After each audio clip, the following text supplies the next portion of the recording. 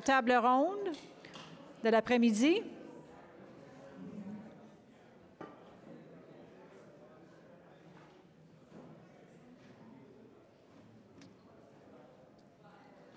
Je vous invite à reprendre vos places. On va recommencer avec notre dernière table ronde de l'après-midi.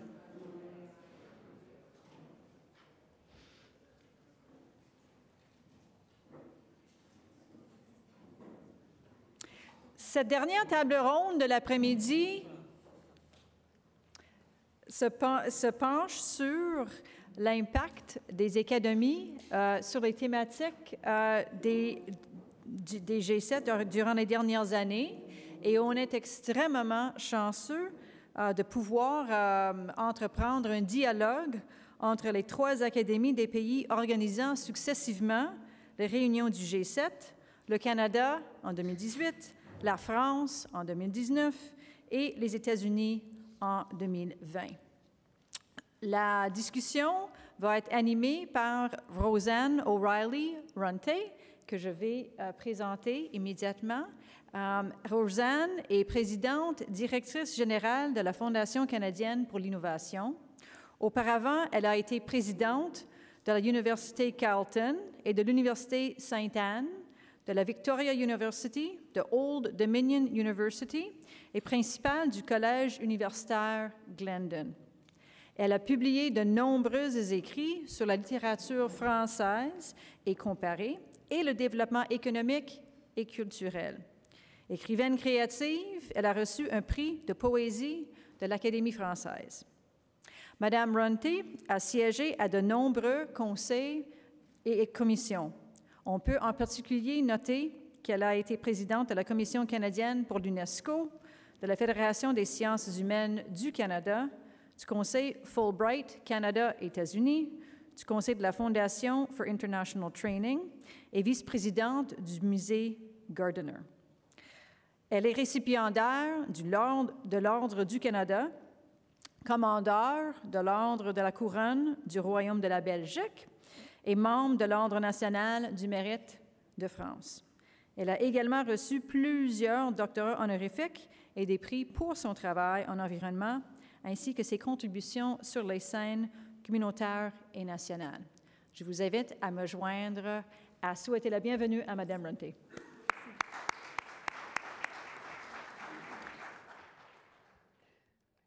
Merci mille fois et bienvenue à cette séance. Je suis certaine que vous êtes venus pour entendre les conférenciers et pas pour m'entendre les présenter. Notwithstanding that, I will just say a couple words about each of our speakers. The first speaker is Chad Gaffield, who is the president of the Royal Society and whose idea, I think, was this meeting. So Chad, thank you for that.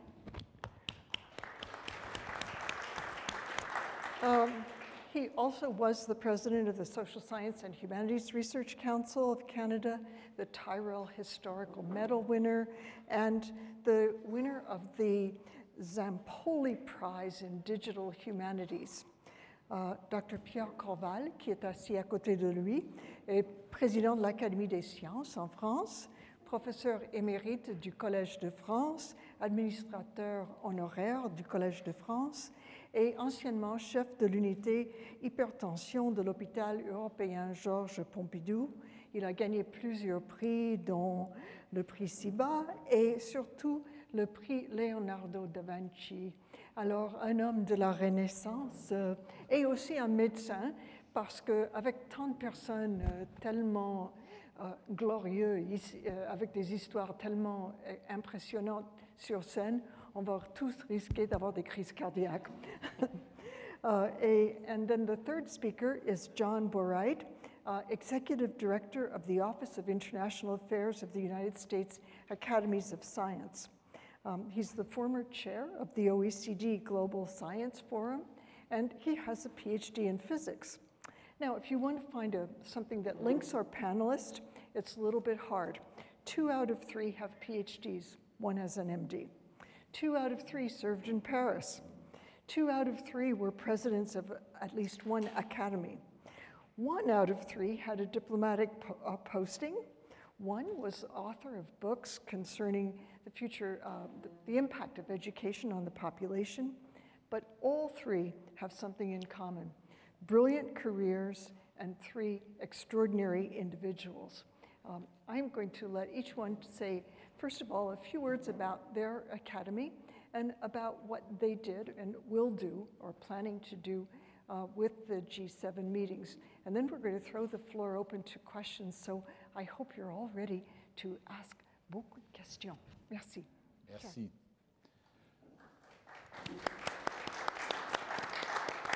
Et merci beaucoup à toi, Roseann, qui est participant, en fait, dans tous nos dossiers.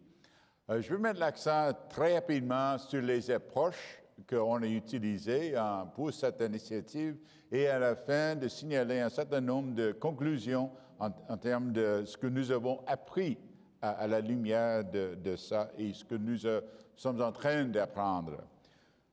So, I mentioned at the outset that our mission was in thinking about the focus that we wanted to pursue and using excellence for our purpose to actually make a societal contribution based on the capacity that we had, complex, wicked, global problems.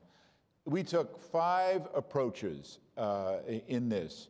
And I want to emphasize the extent to which it turns out, these approaches did not really go that well with a lot of the dominant policies and practices that we've developed over the 20th century. And that, I think, is something I want to highlight in all of this discussion today, the extent to which our thinking today and how we'd like to pursue our research, understanding of the past and present, building a better future, linking with society, all of that is calling upon new ways of doing that are really different from, I think, what we've been developing, at least for the 20th century, and I would say previously as well.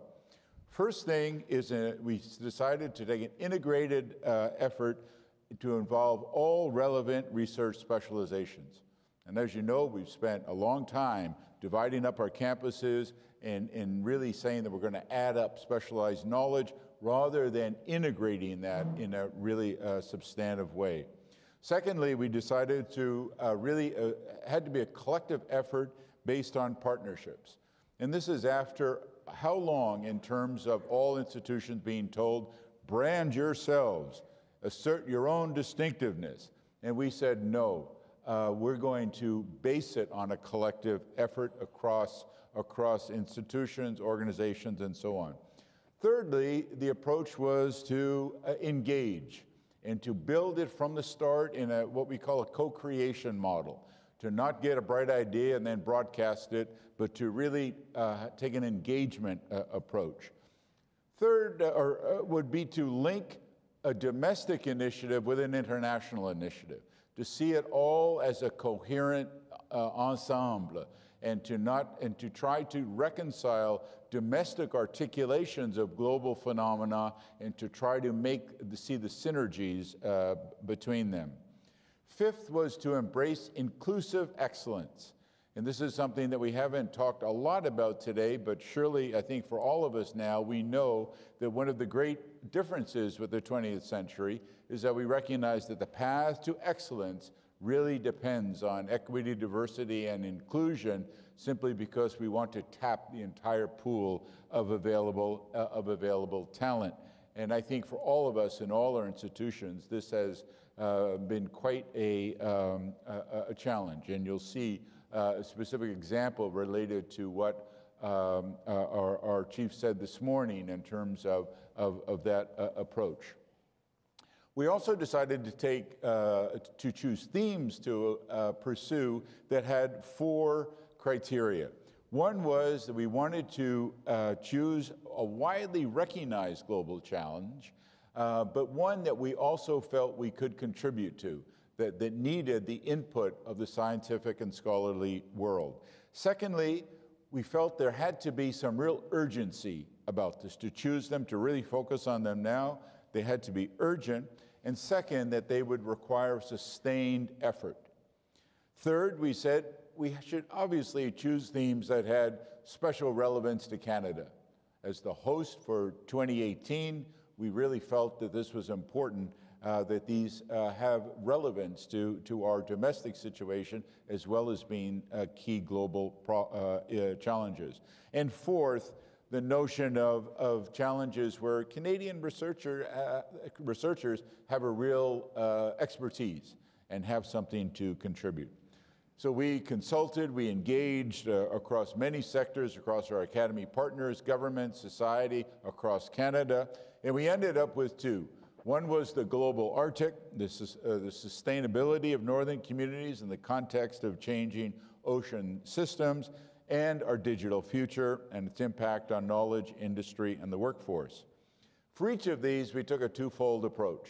One was the development of these statements that you've heard about, and they're published in our program, but we certainly fed them into the political process and so on.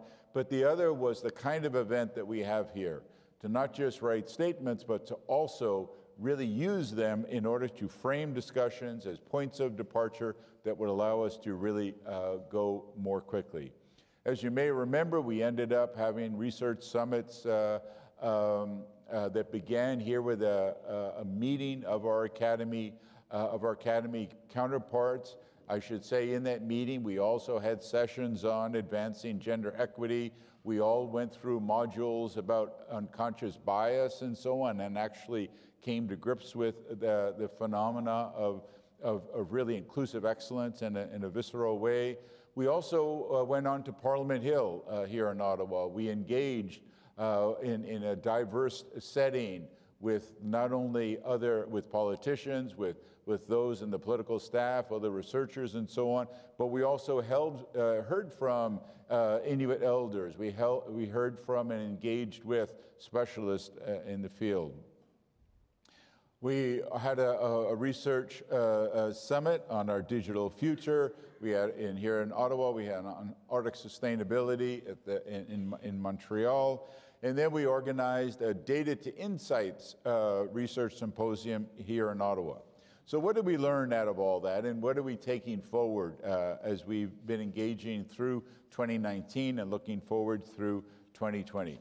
Well, the first thing, I think it's a reminder that the approach that we were taking really is not a good match to how many of us operate in our own organizations and institutions. You know, it's so easy to say, you want to go quickly, go alone, you want to go far, go together, but often we're not structured to go together. Just in terms of how do we do budget transfers across our institution? How do we actually share expenses and so on? All our structures and policies and so on are very vertical, collaborating together on programs and so on. And I think it's something where we can do better in terms of all our institutions, in terms of really facilitating and enabling that. When you think about those 5 approaches, they really need work in terms of profiting from the era that we're in now. Second one, I think, is life comes, uncertainty. Our great Data to Insight Summit ended up being canceled because Ottawa had a tornado. And this kind of brought to my mind, obviously, extreme weather. I mean, we don't get tornadoes in Ottawa. But also the reality in the 21st century of doing a better job in terms of anticipating and dealing with uncertainty. And getting that flexibility and getting that kind of nimbleness that a lot of us are really not well structured for.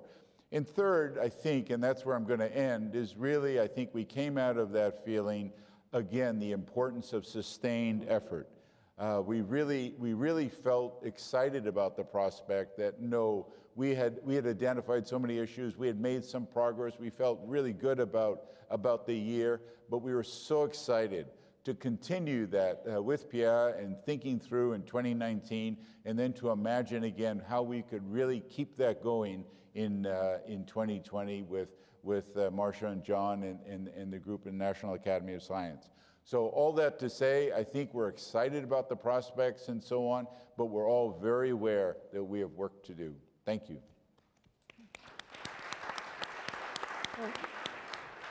Thank you, Chad. I think if there's anyone who can turn a tornado into a breath of fresh air, it is you. Et maintenant, Monsieur Corvol, de la part de la France. Tout d'abord, peut-être quelques mots sur notre académie qui est ancienne dans la mesure où elle a été créée par Colbert, qui était un des ministres de Louis XIV, il y a plus de 350 ans, avec un but bien précis. Le but, c'était que l'Académie pouvait aider le gouvernement à prendre des décisions. Et c'est pour cela que l'Académie était constituée de jeunes scientifiques dans tous les domaines. Géologie, botanique, médecine, etc. Donc ça, c'est la mission initiale de l'Académie des sciences en France. Et nous pensons que c'est toujours une mission absolument régalienne, une mission essentielle. Et il y a d'autres missions que nous accomplissons, à savoir promouvoir la science, c'est-à-dire avoir entre nous des réunions pour réaliser les progrès les plus importants, les récompenser, diffuser la science, naturellement par le numérique, au sens large du terme, participer à l'éducation scientifique, et on a beaucoup parlé d'éducation aujourd'hui, mais nous avons une responsabilité.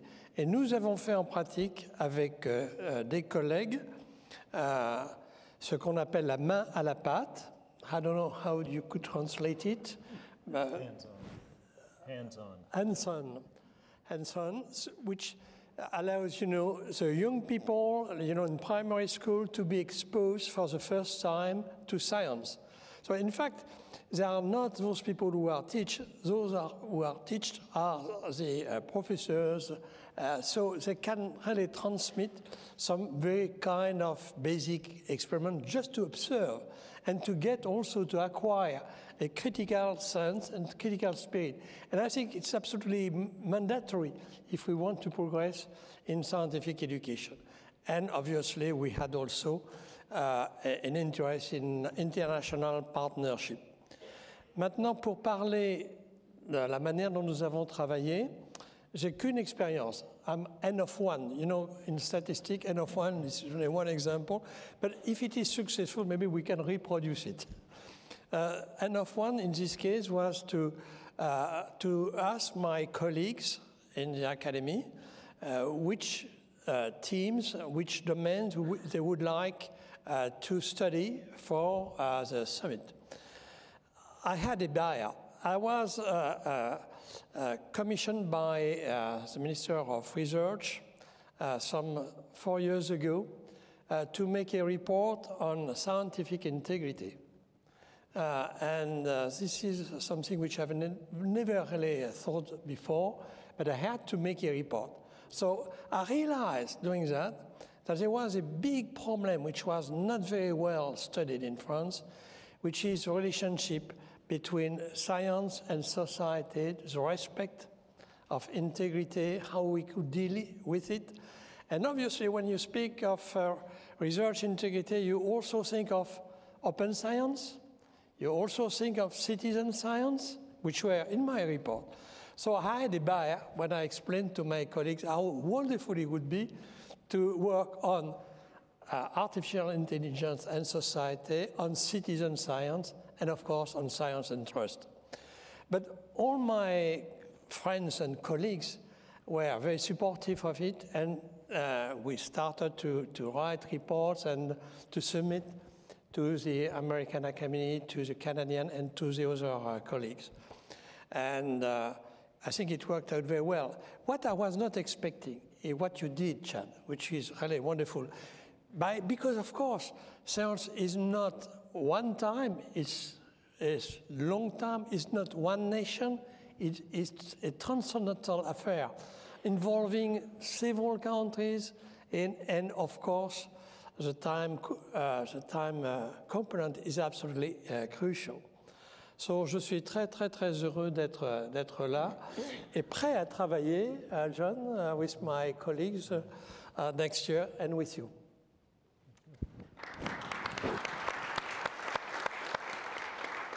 Merci, Monsieur Corvol, de la perspective historique de la France et de la médecine, parce que vous apportez une autre vue humaine sur la santé non seulement des êtres humains, mais de notre système éducatif et ce qui nous permet de faire la recherche. Merci. Monsieur Boright. Thank you. First, I would like to thank our hosts, Chad, and all of his team. Has been terrific. I want to bring greetings of Marcia McNutt, the president of the National Academy of Sciences, of Victor Tsao, the president of the National Academy of Medicine, and of the new president of the National Academy of Engineering, John Anderson. The point I'd like to make is, historically, our academy was created, it's a baby, of course, compared to the Académie des Sciences, but 150-something years ago, with a very explicit charge of being an advisor to the nation. And that has become a very broad effort. The National Academy of Sciences was created at that point, 1863. Much later, medicine, first engineering and then medicine, were recognized as important to recognize excellence in their own right, and so those two academies were also created under the same legal chapeau. But the three work together. Essentially, none of our big problems, whether it's climate change or energy policy or any part of sustainable development, requires, I think, as Chad said, a very wide and diverse engagement of expertise and credibility. And that very much includes, for example, social sciences. It very much includes people with credibility and prestige within the community, whether it's government at various levels, mayors or governors or whatever in our context. Of course, university presidents who have a terrific degree of perspective on the issues we take on. If I could make a couple of connections to the discussions earlier today with regard to trust. I think there's a lot of, things are changing very rapidly, and there were some rather pessimistic and accurate things said about some of the currents going on in our societies that seem to be turning in the wrong direction. That is definitely happening. At the same time, there's a fair amount of good news. Polling, at least in our country, as I think Pierre said earlier, indicates a very high level of respect for scientists, and actually a very encouragingly broad understanding of the main challenges, climate change, quite clearly. So we have a lot to work with, but we have huge challenges, and we take on a lot of very broad issues. And if I could just mention a couple of the lines of work we have to illustrate. We have a committee on science, technology, and law. Talk about evidence. They actually looked at the evidence in the criminal systems, and it was terrible. The evidence has been used in very inaccurate and faulty ways. So, one has to be really serious about evidence when you're talking about evidence-based, and sometimes you really have to look closely at what has been considered evidence in the past. We have committees on science, technology, and economic policy, on the workforce, higher education in the workforce, on the role of women throughout the science and technology enterprise, and so on. This process of advice actually, though, has changed quite dramatically in the last 10 years. We do about 200 major projects a year. It used to be that almost all of that 200 was formal advisory projects that assembled experts, produced reports, gave it careful peer review, and then put it out as the report of the committee, not of the Academy, but with the Academy's certification that these are real experts, they are not conflicted, they have been given the time and the resources to study it carefully, they've been reviewed by another 20 experts. So that's the advice. What's happened, though, is in the last 10 years, we have more and more realized that at least what our country needs is convening. And now, instead of approximately 200 formal advisory projects, we have about 100 of those, and we have about 100 ongoing, substantial convening process that brings together, and by convening I mean, in this case, bringing together government officials, private sector people, societal groups, of course, the scholarly community around the same table to directly and discuss these major issues, and governments at various levels, of course, again, mayors and governors and so on. So for us at least, that's part of this question of trust, that there has to have been a positive interaction and a very much a listening and engaging interaction, as well as a, laying out what we believe to be evidence. So I think that's a very important part of trust. Secondly, we believe that science is a global, essentially human enterprise and not a national one. And we, although we're here essentially with one of our advisory series, we have a global partnership, which I hope you all know. It's something like 140 academies, 110 of them broad science academies, and another 40 or so academies of medicine. And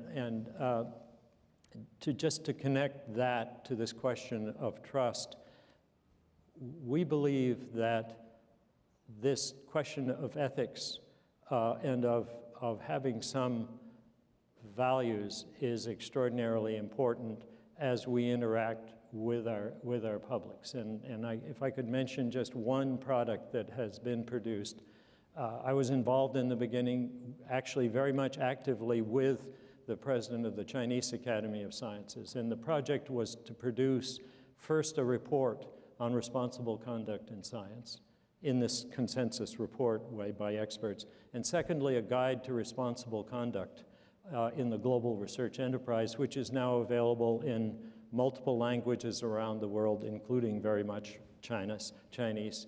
It's a very good report, and it starts with the values of science. And I think we need to convey those values, and they sound remarkably similar to the values of good governance in general, and they're things like openness, respect, honesty and integrity, and so on. So I just wanted to lay that out. We have managed in a very polarized atmosphere in terms of American politics to both speak clearly what we think the evidence is on things that are considered by some parts of the politicians as controversial, but at the same time have been able to retain respect of the Congress and of the administration. So it's interesting that is going as well as it is these days. We are getting actually an all-time high number of requests to come and speak to congressional committees. So now if I could spend a minute on this process of the G7 themes. It started Tony Blair's economic summit. He had two themes that he was very interested in. One was African development, and the other was climate change. And so in addition to the then 8, it was the G8, several other countries were invited, including, I think, 3 African countries. So this has not been a closed system. If I can jump forward to the only time the US has hosted it yet, next year is the second time, we chose to invite, in fact, 6 other countries: China, India, Russia was still in, South Africa, Brazil, Indonesia. We are going to be thinking about that, about exactly how those that we will ask to join us relates to the topics we're undertaking. Now, a final point, Chad raised something I think is very important. We haven't talked much about impact yet, but Chad did raise the question, and we are very interested in impact. We're interested in addressing topics that can have real impact. Our history collectively is of course very mixed, but sometimes real impact are, I guess I can not too cautiously say, in many cases it was when Germany was the host that it had the most impact. Chancellor Merkel totally was into this process, and she took our product and took it to the table of the heads of state and said, okay, here's where we're starting. This is the evidence base. So we're part of making impact, I think, is some continuity. And our digital future is a terrifically important but multifaceted, rapidly moving part of our lives. And artificial intelligence is a very important part of this. We will almost certainly take a topic that is very similar to the session that you just had on information technology or the digital age and health. There are many different aspects of that, many of which Pierre has already raised. So we think that's a timely topic, and it's one that can build on continuity of the last two G7 exercises. A second one is quite probably going to be somehow addressing an aspect of biodiversity, of ecosystem pressures that is really reflecting many things, including climate change, but also many other land use and so on issues. It probably it may well start from some evidence on the apparent collapse of some, at least, insect populations. The charismatic ones, of course, are the pollinators, but it's a much broader issue than that. So that's a second probable topic. We probably will have a third, which may well have to do with revisiting the role of and the case for globally funding fundamental research and the human benefits, unpredicted but have always flowed from that, and the particularly open nature of fundamental research. You know more than most of our colleagues on our side, but I'm just giving you a look at how it will be. We very much look forward to continue to work with our partners. Thank you. Thank you very much. You've tackled difficult questions with great diplomacy, as only a diplomat might. So thank you very much for that. And we're going to throw the floor open to questions. And I know it's very hard to be the first person leaping to one's feet. So while I'm waiting for you to make a mad dash for the microphone, I will ask the first question. And the first question has to do with, this morning you talked about trust for scientists, and this exercise of the Academy speaking at the same time as the G7, how does that give you trust? How does that add to the trust that the population might have in science and scientists? And on the other side of it, is it a responsibility for scientists to do this? Anybody? Well, we need to talk about it. One of my heroes is Bruce Alberts, who some of you may know.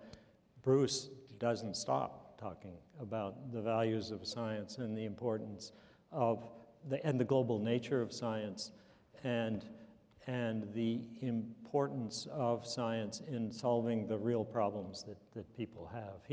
He was the origin of finding the funding for a 10-year program we had working with and mentoring the Academies of Science of Africa and building capacity in Africa to deal with the very actually continuingly challenging circumstances they face, particularly with regard to food security. If science is taught, even in high school, but certainly to most university students, and that teaching includes sort of the basic understanding of science as an open, responsible, ethical enterprise, that can, and we talk to reporters. You need to be connecting science, real people, because that's what reporters are interested in, as spokespeople, men and women, for science. So communication is a continuing challenge. It's a moving target for all of us, as you know. There's not a public anymore. There are publics, multiple to whom we must connect in ways that are well-informed and effective. And this is part of the message. And the impact of the Academy at the G7, what do you think is the major impact that it has? And is that impact greater because you're building one upon the other? Yes. No, it certainly is. Again, there are issues that are considered controversial. The details always are, and there's always a new day. You always understand a little more, and it's some slight difference. But climate change, it's very powerful that the entire world's community understands basically what's happening. There's no real responsible doubt about that. We don't know exactly, what's going to be what are going to be the droughts and the typhoons, but statistically we already know a lot, and it's extremely powerful that it's not just the U.S. National Academy of Sciences saying it or the Académie des Sciences. It's everybody together, and similarly, food security is a major issue that's controversial, frankly, in Europe. But the academies have, for many years, all given the same understanding of the nature of and the role of and the risks and benefits of modern technology in dealing with that, to mention another example. And it has been a very clear and consistent and common message. Et Monsieur Corvol, l'impact de ces rencontres? C'est très difficile, bien sûr, d'apprécier l'impact. Si on regarde avec un microscope l'impact du G7 de cette année sur la politique française, par exemple, c'est nul. C'est vrai que dans le communiqué de l'Élysée sur le G7, on trouve l'impact économique, l'impact politique, l'impact de la lutte pour protéger la planète, mais sans référence scientifique. Et finalement, le mot science, pratiquement, en 2 pages, n'existe pas. Donc c'est un impact nul. C'est une vue, mais moi, ce n'est pas la mienne. Parce que je pense que, d'abord l'année prochaine, nous allons continuer à travailler sur l'environnement et avec, je pense, ce qui a été réalisé en 2018, cette année, 2019-2020 ensuite, eh bien, je pense que nous bâtirons quelque chose. Ensuite, je pense que notre académie a travaillé un peu en faisant le convening, sans le savoir, c'est-à-dire que nous avons travaillé avec un groupe de parlementaires du Sénat et de l'Assemblée nationale depuis maintenant pratiquement 2 ans, avec Patrick Flandrin qui est ici, qui va me succéder en 2021, et sur des sujets tels que Citizen Science, Science and Trust, et donc je pense que oui, il y a une réflexion qui s'est propagée en quelque sorte avec le monde politique. Donc je pense qu'avec le réseau international aussi, finalement, on voit arriver un lobbying qui est plus complexe que ce que l'on peut voir de façon microscopique. Il faut prendre une vue de Sirius, comme on dit, de plus loin pour essayer d'apprécier les changements. Et dans les changements qui se font dans l'opinion publique, je pense que les académies jouent un rôle important, l'académie, toutes les académies, parce qu'elles ont l'énorme force d'être constituées de gens a priori experts, scientifiques, reconnus, et en même temps indépendants, autonomes. Ça n'a pas de prix. Ça n'a pas de prix. D'ailleurs, ça n'a tellement pas de prix qu'on n'est pas payé. Mais donc, il vaut mieux. C'est la meilleure manière d'être sûr, d'être intègre et de ne pas être soumis à des pressions. Merci. Chad? Well, I think one of the things that we can do is in terms of helping a bit on, I think the elephant in the room a little bit is change. How do we actually get that done? And earlier, the word implementation was used and so on. And one of I think the really difficult things is to move from a lot of those words to actually having it reach life. And, impact at the end of the day, making a difference, has to do at some level successfully enabling change. And one of the things that I find so striking about that is often we think about change as, people don't like change. And my example to that always is, well, wait a minute. Suppose I announce to you that you've just won the lottery, you've just won $5 million. Now, the research says that, in fact, this is probably something that you should hit the pause button about, that getting that $5 million may not make you the happiest person and may, in fact, lead to all sorts of things. But anyway, you're going to say, I'm in. You're taking the 5 million or 5,000 or whatever it is, dollars. You love change. I like that. I'm here. So how come we kind of quick to change there, but in terms of really embracing this new 21st century, I think, digitally enabled way of trying to make a better future, we're hesitating. And I think partly it's around this sense of loss. So on the one side, I think as John was rightly saying, consensus, climate changing, blah, blah, blah. But then quickly it goes to, well, we have to kind of change. And then, okay, wait a minute, I'm going to lose. There's something I'm going to lose. What am I going to lose right now? And people sense right now that loss is not quite equal to that potential gain at some point out there. And so I think that one of the jobs we can do, and I think the academies have done, is to try to model a kind of new way of connecting science and scholarship across all fields, a new way of connecting sectors, the convening aspect in terms of engaging, learning how to not just broadcast the way we've been doing for a long time, but also to really engage, start with the audience, all those things we've been learning.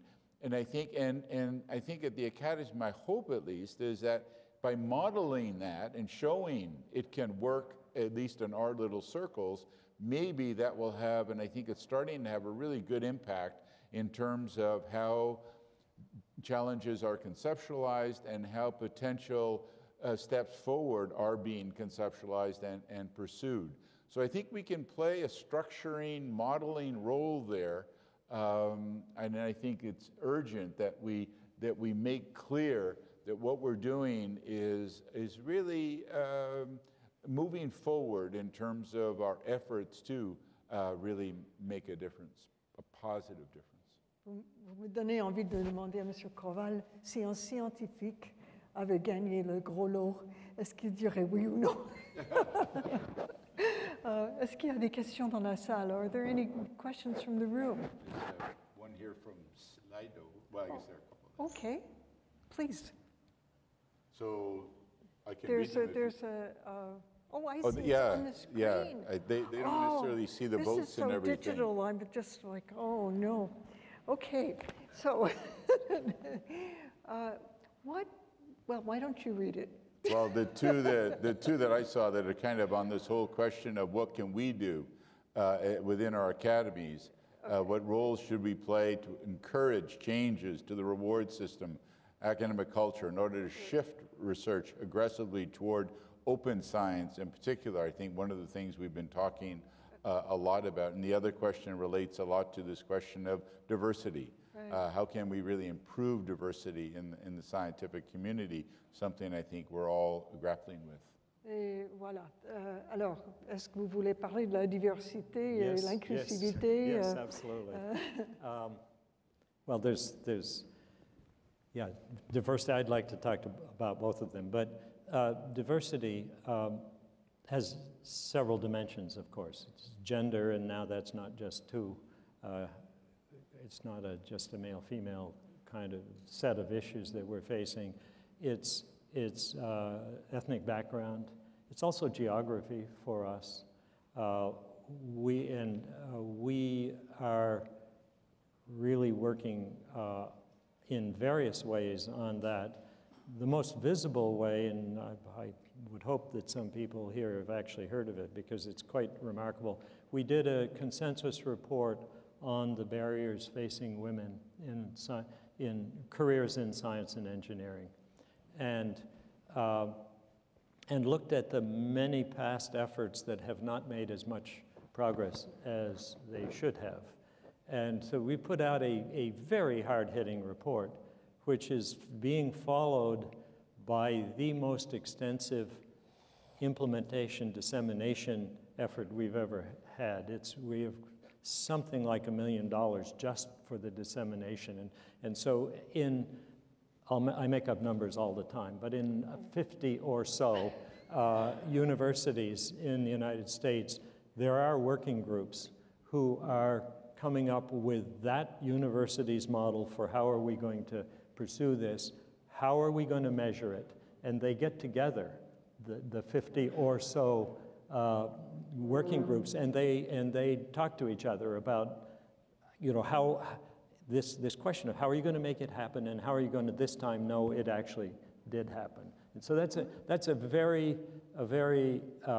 vigorous effort right now, and it's not a problem that's gone away. It's still a very big problem. So that's an example. Quand on parle de la France, c'était pas Montaigne qui avait sur la porte diversité, c'est ma guise, c'est la façon d'apprendre.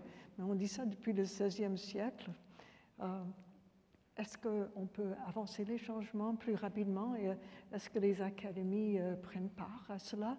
Et est-ce que ces activités où on parle avec les politiciens peuvent avoir un effet sur les systèmes qui devraient être peut-être plus ouverts, plus divers, pas seulement pour les femmes, mais pour des cultures, pour les jeunes, pour les gens qui ont d'autres croyances?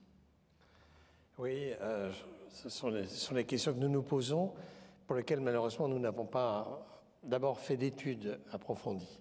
À l'inverse peut-être de ce que John vient de dire, nous manquons, je crois, de réflexion sur ce dont on discute, c'est-à-dire l'aspect socio-économique de la recherche dans notre pays. L'économie de la recherche, au sens large du terme, ce n'est pas un sujet qui est abordé au sein de notre académie. Et pourtant, nous avons la chance d'être dans un institut de France où il y a une académie des sciences morales et politiques, une académie française, l'académie des sciences, des beaux-arts et des belles-lettres. Donc, je plaide, mais c'est difficile, hein, quelquefois, de prêcher dans le désert, sur le fait qu'il devrait y avoir une plus grande réflexion dans nos séances, dans nos thèmes de recherche, à la fois la science, bien sûr, mais les implications sociétales, socio-économiques, pour que nous ayons des données et que nous sachions où aller. Parce que sinon, c'est très difficile. Donc je trouve que c'est un vrai problème. Espérons que les choses changeront. Il y a à l'heure actuelle en France quelqu'un qui s'appelle Jérôme Fourquet qui fait des cartes, c'est un géographe, et en même temps il dirige l'Institut français d'opinion publique. Enfin, il est un des directeurs. Et il fait des cartes de France où il montre les inégalités, les pratiques. C'est extrêmement intéressant. Il a montré, par exemple, que les gens qui ont voté récemment aux européennes pour la liste, the Green Party, those who voted for the Green Party are not, as you would have thought, probably, the peasants, the workers, you know, but in fact, the bobo, what we call the bobo, the bourgeois bohemes, you know, people who have plenty of money. Well, they can say that after all, you know. Whereas, in fact, the relatively poor people have not voted Greens. But how can you make, a decision without knowing this kind of, without having this kind of information? So I think we need to have closer interactions with human services. That's why I'm a little bit jealous with Royal Society, your Royal Society, because you have both sides. And you have the Young Academy. Maybe this is an opportunity to brag about it, Chad. Yeah. I mean, I really feel that these days, so many of the issues, the challenges, we're talking about building a future based on knowledge and understanding of the past and present, to not have and not be able to really have as really creators with us the rising generation. And so we created 5 years ago now the RSC College, and that brings together that generation that is really I think involved in so many of the topics, AI and so on, Arctic sustainability, for example, and we actually leading our drafting teams on those themes, where Jackie Dawson and Catherine Middleton both are members of the RSC College. But it was great to see that, you know, how well having a multi-generational capacity, having a cross all sectors capacity and so on. In fact, we are enthused by the results so far, and I know our tremendous International Secretary, Marie Diorio, who's really the architect of all our international engagement, has really relied a lot on being able to simply choose the talented people and work with the leading experts, regardless of what generation they are, regardless of what field they are, and so on. And a lot of this work, I think, would not be possible without that inclusive capacity. Thank you. Now that I've learned to read the screen, somebody's standing at the microphone. Would you like to Thank ask a you. question? Thank you for. Merci pour cette présentation et ces idées partagées. Moi, je voulais vous partager une réflexion et voir votre avis sur cette réflexion. On présente toujours l'IA comme une fonction émancipatrice, par exemple, comme en disant qu'on va utiliser les données de l'histoire pour expliquer le présent, ce qui n'est pas forcément facile, puisque le présent change tout le temps. Ou alors, on a une vision de l'IA qui est la vision dominatrice, déshumanisation, occultation des violences qu'il va y avoir derrière, comme la surveillance ou la précarisation dans le travail. Et ces deux approches sont extrêmes. Il y a sûrement une autre voie, ce qui est, à mon avis, qui est un peu un angle mort à l'heure actuelle, hein, qui est l'idée qu'on évolue en continu avec cette science, avec ces technologies. Et donc ma position, c'est plutôt une position relationnelle avec l'objet. Et il me semble qu'on devrait regarder dans cette direction pour mieux comprendre ce qui est en train de se passer avec les machines et ce qui est en train de se passer avec l'IA. Et où est cette capacité à faire que les gens soient plus en confiance et au contraire peu de confiance et qu'elles soient capables de réfléchir sur les objets. Et pour moi, c'est cet aspect relationnel avec les choses qui est de les comprendre comme étant une co-construction de notre vie, un co-apprentissage, quelque chose d'inextricable en fait avec ces machines. On dit souvent, vous ne vous rendez pas compte, l'informatique, l'IA est déjà autour de vous. Vous avez votre portable, vous avez de l'IA embarqué dans la voiture, vous en avez partout. Et on ne se rend pas compte à quel point ça modifie nos comportements. Donc moi, je parle souvent de coévolution humain-machine ou co-adaptation humain-machine. En plus, on cherche à faire, puisque c'est mon domaine de recherche, à mettre de l'émotion dans les machines et à les adapter à nous pour nous rendre service. Évidemment, on va s'adapter de plus en plus à ces machines. Alors, dans la santé, dans l'éducation, on voit des premiers systèmes arriver. Le temps va tellement vite qu'on n'a pas le temps de les évaluer. Cette course est partie, et pour autant, on n'a pas de paradigme. Et ce paradigme, à mon avis, relationnel avec les machines, serait une vision différente qui ne nous met pas dans la position donc, de dire j'attends tout, c'est l'émancipation forcée ou c'est une domination de la machine, mais peut-être une action plus intelligente pour faire passer ces systèmes comme étant utiles, outils et en même temps en progression grâce à nos données. Voilà. Qu'en pensez-vous? Merci. C'est vraiment un commentaire plus qu'une question. On va demander s'il y a réponse. Et puis après, il va falloir conclure la session puisqu'on est arrivé vers la fin. The question had to do with the role of machines and people. But we'll let Chad go first. Mais je pense que vous avez touché une question clé. L'idée, en fait, de repenser ou bien d'avoir un focus sur, en fait, le rapport entre les machines et les êtres humains et de penser à l'aspect relationnel dans tout ça. Je pense que la chose difficile, bien différente maintenant vis-à-vis les machines historiquement, c'est maintenant, on prend moins pour acquis que c'est les êtres humains à la fin qui contrôlent. Alors, je pense qu'on a toujours pensé au rapport entre les machines et les êtres humains, mais on a pris pour acquis que les êtres humains ont le pouvoir dans tout ça. Maintenant, c'est moins évident. Et moi, ça m'inquiète beaucoup quand on entend l'expression « les données nous disent ».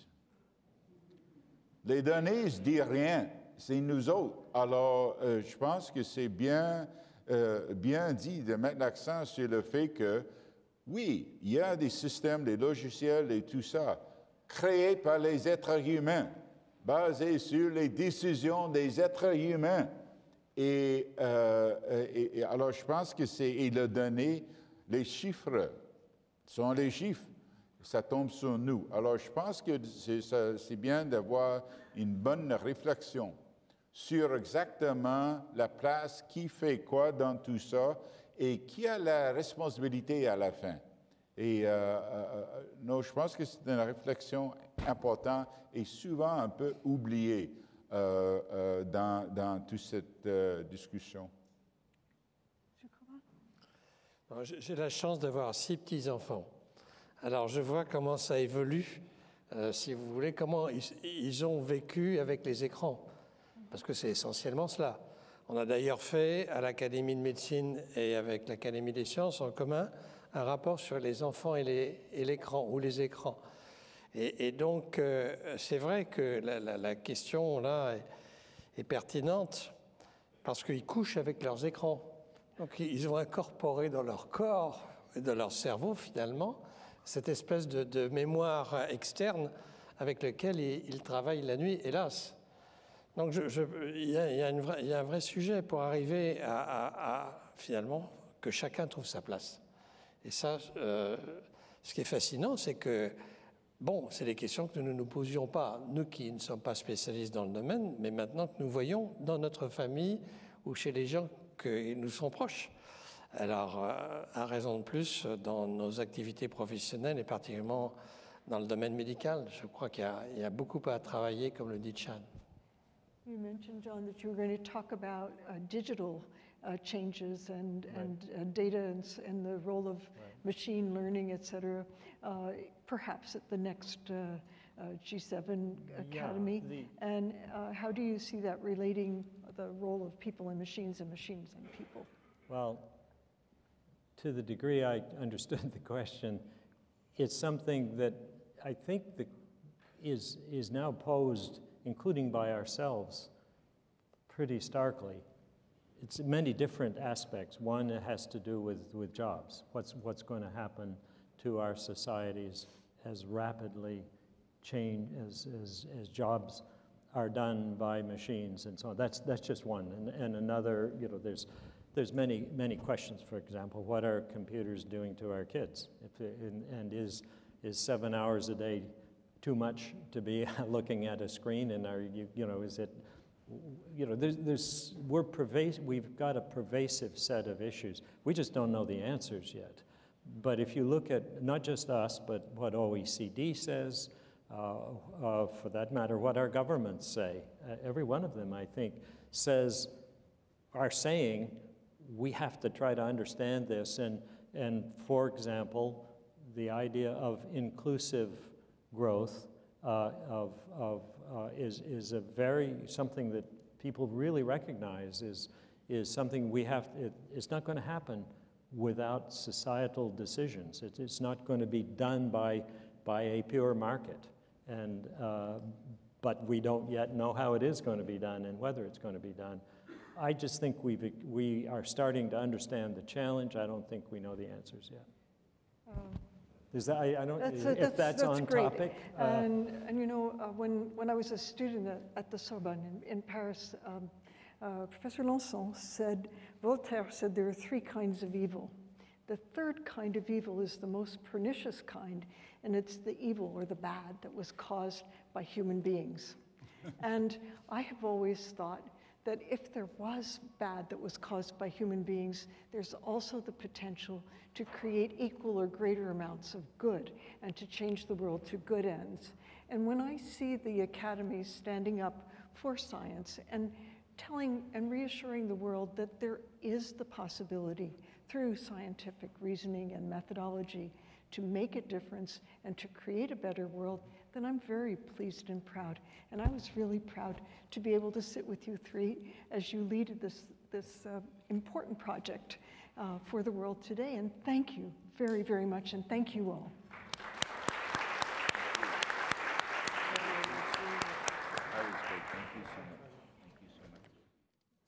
And thank you, Roseann, for that wonderful job moderating this group. So that brings us to a close for this first day of the summit. On va se reprendre ici demain matin à 9 heures. Certains d'entre vous savent qu'il y a un événement ce soir à l'ambassade de France sur invitation. On m'a donné quelques mots administratifs à partager avec vous.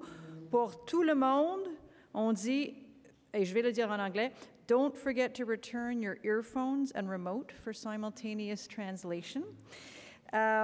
N'oubliez pas de garder vos étiquettes pour demain. Demain, on va recommencer à 9 heures. Puis le dernier mot, c'est pour les panélistes et les animateurs. A reminder for all of our speakers that they will need to wait in the lobby near the speaker's table as a group to go to the shuttle bus to the embassy. Alors, but I'm not going to end on that administrative note. J'aimerais clore juste en disant jusqu'à quel point ça a été une excellente journée avec beaucoup de sujets et de discussions des plus intéressants. Je vous souhaite une bonne continuation demain. Ça va être mes collègues Marie-Ève Sylvestre qui va être votre maître de cérémonie. Et merci à tous et à toutes d'avoir été avec nous aujourd'hui.